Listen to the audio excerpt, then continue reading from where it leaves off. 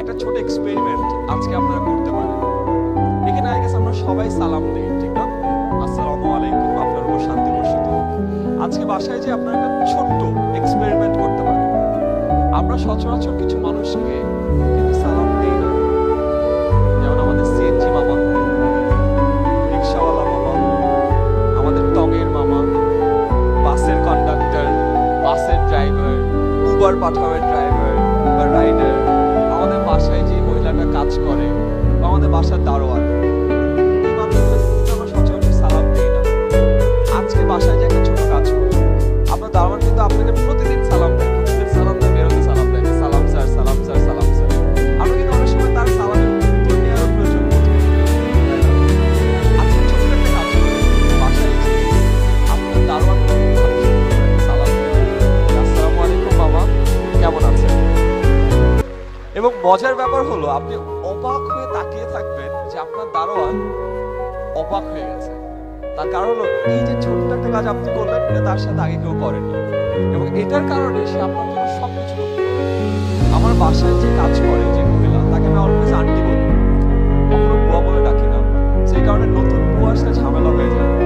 আমি দরজা খুললাম, খুলে বললাম আসসালামু আলাইকুম আন্টি, কেমন আছেন? বলতো অবাক, হাতের মনে আমায় চিনতে পারেননি।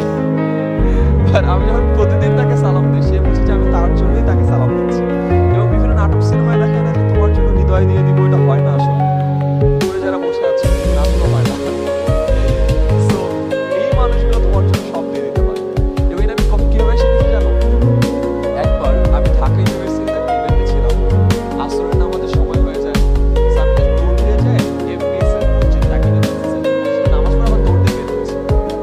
এক সিনিয়র এক মানুষ, শ্বেত শুভ্র দাড়ি, একেবারে পুরো সেন্টের মতো, সে আমাকে একটা সালাম দেয়। আমি ছোট মানুষ, তখন কেবল ইউনিভার্সিটি থেকে বের হয়েছি, আমি তো ওইভাবে সালাম পাই না, তাও আবার এত সিনিয়র মানুষের কাছে। আমি আবার তাকে সালাম দিই, আসসালামু আলাইকুম স্যার। এটা সালাম দিয়ে অভ্যস্ত, একটু থতমত খেয়ে যাই। সে আমাকে বলে যে বাবা কি অবাক হলে? আমি বললাম যে জি স্যার, একটু অবাক হয়েছে। সে আমাকে জাস্ট একটা কথা বলে যে আমার না এরকম ছোট থেকে সালাম দিয়ে তাদেরকে অবাক করতে অনেক ভালো লাগে, বলে হাসতে হাসতে সে চলে যায়। 2 বছর পর, পুরো 2 বছর পর আমি একটা জিনিস অনুধাবন করেছি। ওই মানুষটা ওই দিন আমাকে ছোট্ট একটা মিথ্যা কথা বলেছিল। ওই মানুষটা আসলে সালাম দিয়ে ছোটদেরকে অবাক করতে ভালো লাগে।